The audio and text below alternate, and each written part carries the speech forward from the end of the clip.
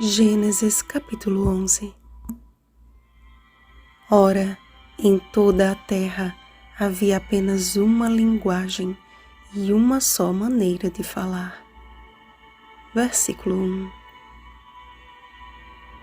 Dentre as cidades que Nimrod fundou, uma delas foi Babel. Ali, os habitantes iniciaram a construção de uma torre que, segundo eles, alcançaria o céu, desafiando a ordem de Deus de povoar a terra e pondo em dúvida a sua promessa de nunca mais destruí-la com um dilúvio. Até então, a humanidade falava um só idioma, mas Deus, vendo o que ia no coração dos homens, confundiu a linguagem deles, de forma que todos tiveram que se dividir conforme a sua língua e cessar seus planos de edificar a torre e a cidade. Babel significa confusão, pois o povo havia dado as costas para Deus.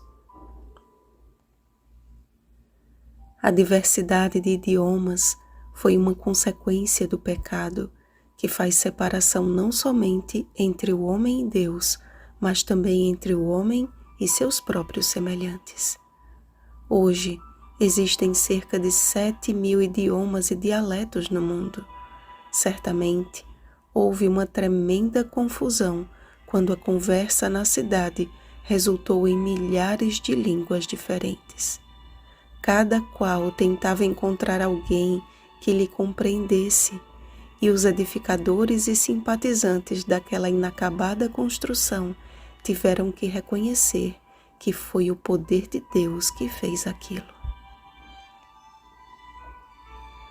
Por outro lado, a descendência de Sem frutificou para a glória de Deus. As gerações que se seguiram proporcionaram à geração de Abrão a verdadeira educação que concede ao homem o privilégio de conhecer a Deus. E mesmo diante de que Sarai era estéril, não tinha filhos, a confiança que o patriarca tinha no Senhor lhe conferiu o ilustre título de pai da fé. Os habitantes de Babel tiveram de procurar reconhecer a voz daqueles que falassem seu próprio idioma em meio a uma multidão em que todos falavam ao mesmo tempo. Abrão reconheceria a voz daquele que criou os idiomas numa audiência particular com o Eterno.